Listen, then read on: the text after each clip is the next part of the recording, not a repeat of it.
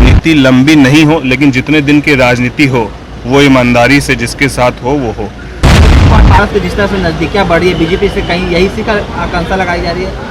नहीं, creamy layer वाला जो विषय है वो हमारे नेता ने उसको लेकर पूरी टिप्पणी कर दी है। उन्होंने कह दिया कि ये छुआछूत वाली बात है। मांझी आपके नेता को टारगेट कर रहे हैं, चिराग पासवान को, और लगातार उनको लेकर बयान दे रहे हैं, कर रहे हैं कि हम लोग आरक्षण की बात कर रहे हैं, चिराग पासवान मंत्री हो गए, कई तरीके का बात करके शामिल। और खुद जब मांझी जी माननीय मुख्यमंत्री थे उस वक्त कहीं पर गए थे तो मंदिर धुलवाया गया था। पार्टी के जो नेता हैं वो कह रहे हैं कि चिराग पासवान अब राहुल गांधी के बोलने शुरू कर दिए। राहुल गांधी भी बोल रहे हैं और चिराग पासवान। नमस्कार, आप देख रहे हैं देशवा न्यूज, आपके साथ मैं हूं राजनंदिनी। कुछ दिनों से लगातार सवाल उठाए जा रहे थे और कहीं ना कहीं उड़ते उड़ते बातें भी ये चल रही थी बिहार की राजनीति में कि जिस तरीके से back to back Chirag Paswan ने 3 फैसलों का खुलेआम विरोध किया कि अफवाहें उड़ते उड़ते ये भी आई कि चिराग पासवान, जिनकी पार्टी LJPR है, उनकी पार्टी में बस चिराग पासवान और उनके जीजा अरुण भारती रहेंगे, बाकी के 3 सांसद जो है वो उन्हें छोड़कर चले जाएंगे। अब इस पर क्या कुछ कहते नजर आ रहे हैं LJPR के सांसद राजेश वर्मा, आप उन्हें सुनिए। 3 सांसद जो है भाजपा के संपर्क में हैं और तेजस्वी के साथ आ जाएं। हाँ, ये कौन आ जाए? हाँ, तेजस्वी के साथ चिराग जी आ जाएं, बिहार का भला होगा। नहीं, ठीक है, अपने अपने जहन में ख्याली पुलाव बनाना ही चाहिए। हमारी पार्टी पूरी तरीके से इंटैक्ट है और मैं अपने विषय में आपको स्पष्ट कर दूं कि जिस नेता ने राजनीतिक रूप से इतनी बड़ी पहचान दी, जिस नेता ने इतना बड़ा मौका दिया, मैं अपने नेता चिराग पासवान जी के लिए हमेशा धन्यवाद उनका और आभार व्यक्त करता हूं। राजनीति लंबी नहीं हो, लेकिन जितने दिन की राजनीति हो वो ईमानदारी से जिसके साथ हो वो हो। तो मेरी ईमानदारी मेरे नेता के प्रति सदैव रहेगी, चाहे राजनीति फिर आगे नहीं करनी हो वो मंजूर है, लेकिन नेता के साथ कभी दगाबाजी ना हम कभी कर सकते और ना कभी जीवन में करेंगे। मैं बिल्कुल हमेशा उनके साथ और उनके लिए गए निर्णयों के साथ कंधे से कंधे मिलाकर चलने वाला हूं। टूटने की वजह बीजेपी को बताया जा रहा है कि बीजेपी की वजह से टूटेगी। किसी के वजह से टूटने और जुटने वाली कोई बात ही नहीं है। कोई टूटने का कारण तो हो, क्या स्टैंड लेना मुद्दों पर वो गलत है, और अगर गलत है तो फिर प्रधानमंत्री जी ने भी उसको लेकर संशोधन किया है। तो मुझे लगता है कि इन विषयों में कहीं कोई दम नहीं है। पता नहीं, मैं खुद ये देखकर आश्चर्यचकित था कि मीडिया में इस तरीके से कैसे चल रहा है, जिसमें उसके बाद हम लोग झारखंड में जो राष्ट्र कार्यकारिणी की बैठक हुई वहाँ सब लोग साथ थे। अभी भी मैं दिल्ली से आया हूँ तो माननीय नेता से मिलते हुए आया हूँ, सभी विषयों पर बात हुई है। तो कहीं कोई ऐसा विषय पार्टी के अंदर कोई टूट, ये बाकी जो भी विषय हैं ये सिर्फ हवाई बातें हैं। पशुपति कुमार पारस के जिस तरह से नजदीकियां बढ़ी है बीजेपी से, कहीं यही सी का आकांक्षा लगाई जा रही है? नहीं, अब देखिए, अब उनका क्या है, वो उनके पार्टी का स्टैंड है। हमारे पार्टी का स्टैंड बिल्कुल क्लियर है, जो आपको दिख रहा है, जो हमारे नेता का बयान है वही हम लोग का स्टेटमेंट है। ममता बनर्जी का कहना है कि जिस तरीके से बंगाल में घटना हुई पर उन्होंने चुप्पी साधने की तमाम लोग सवाल खड़े कर रहे थे और करें कि अगर बंगाल जलेगा तो बिहार यूपी। कौन कह रहा है बिहार जलेगा? ममता बनर्जी कह रहे हैं कि बंगाल अगर जलेगा तो देश जलेगा। नहीं, ये अब इस भाषा से आप समझिए ना कि अगर प्रदेश की मुखिया की ये भाषा और ये शैली रहे जवाब देने की, जबकि उनके स्टेट में लॉ एंड ऑर्डर पूरी तरीके से ध्वस्त हो रखा है, ना तो घर की बहू बेटी सुरक्षित है, इतना बड़ा डॉक्टर के साथ जो घटना घटी उसके बाद वो खुद सड़क पर निकलती हैं, जबकि पूरा लॉ एंड ऑर्डर उनके हाथ में है। वो खुद वहाँ की मुखिया हैं और वो खुद जो है पैदल मार्च कर रही हैं और अभी कह रही हैं कि झारखंड बंगाल जलेगा तो बिहार जलेगा। ये भाषा है क्या उनकी? पहले बंगाल तो संभाल ले।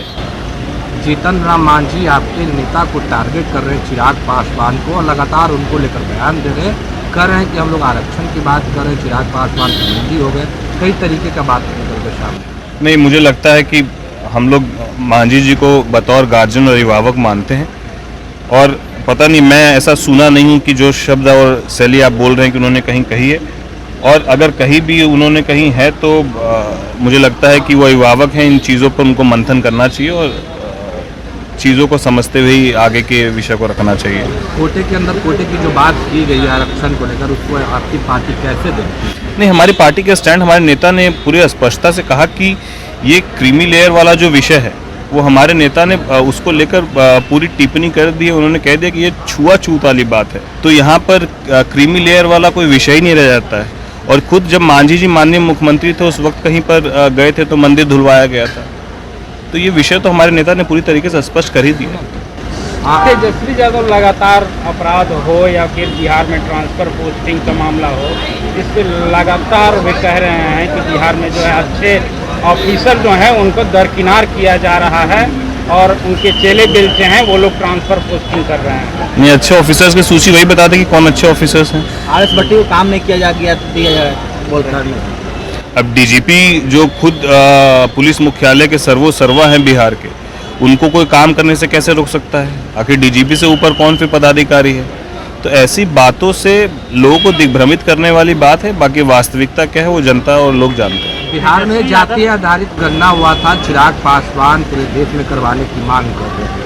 आपकी पार्टी आवाज उठा रही है, क्या होने जा रहा है? नहीं, बिल्कुल हम अपने नेता के स्टैंड के साथ, और हमारे नेता ने इसीलिए कहा कि अगर जातिगत उनका बस उसमें थोड़ा सा ये सुझाव जरूर है कि जातिगत जनगणना के वो पक्षधर हैं, लेकिन वो सार्वजनिक हो इसके पक्षधर नहीं हो। लेकिन वो आंकड़ा बिल्कुल आना चाहिए ताकि उस आंकड़ों के आधार पर ये तय किया जा सके कि किस जाति समाज की संख्या कितनी है और उनके लिए हमको क्या बेहतर करना है। ये जानकारी होनी चाहिए, लेकिन वो सार्वजनिक नहीं होनी चाहिए। राष्ट्रीय लोक जनशक्ति पार्टी के जो नेता हैं वो कह रहे हैं कि चिराग पासवान अब राहुल गांधी के बोलने शुरू कर दिए। राहुल गांधी भी बोल रहे हैं और चिराग पासवान भी बोल। खैर उनके विषय पर हम कुछ बोलना नहीं चाहते हैं। वो इसी तरीके से जो बोल रहे हैं वो कौन बोल रहा है और बिना कोई हाथ पांव वाली बातों पर क्या ही जवाब दिया जाए।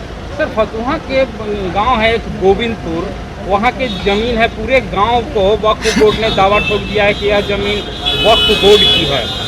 पूरे गांव को खाली करने का आदेश। ये जांच का विषय है। मुझे लगता है कि इसको लेकर सरकार तत्पर है। मेरी नज़र में ये जहान में जानकारी आई थी और ये जांच के बाद ही स्पष्ट हो पाएगा क्या है। बिहार में एनडीए की सरकार है, केंद्र में भी एनडीए की सरकार है, पर ट्रांसफर पोस्टिंग को लेकर सवाल खड़े हो रहे हैं और कह रहे हैं कि अब जो पैसे दे के आते हैं उनको मलाईदार जगह दिया जाता है, जो पैसे नहीं देते हैं उनको सेंटिंग में डाल दिया गया। कौन कह रहा है ये? तेजस्वी यादव। नहीं, उनके तो बहुत सारे आरोप है, वो लगातार ही आरोप लगा रहे हैं। अब इन विषयों पर क्या कहना, जब उनके खुद के कार्यकाल में क्या होता था, क्या वो छुपा हुआ क्या किसी से?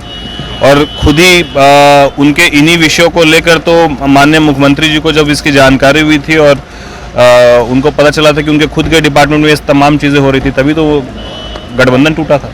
तो आपने साफ तौर पर सुना राजेश वर्मा का बयान, जिस तरीके से अफवाहें उड़ते आ रही थी कि बाकी के 3 सांसद उड़ जाएंगे, चिराग पासवान को तेजस्वी यादव के साथ आ जाना चाहिए, बिहार का भला हो जाएगा, और भी कई अफवाहें और कह सकते हैं सवाल उठाए जा रहे थे। बिहार की राजनीति में इधर कुछ दिनों से 2-3 जो सवाल थे वही चल रहे थे, लेकिन सभी के सभी जो बातें थी वो चिराग पासवान से जुड़ी हुई थी।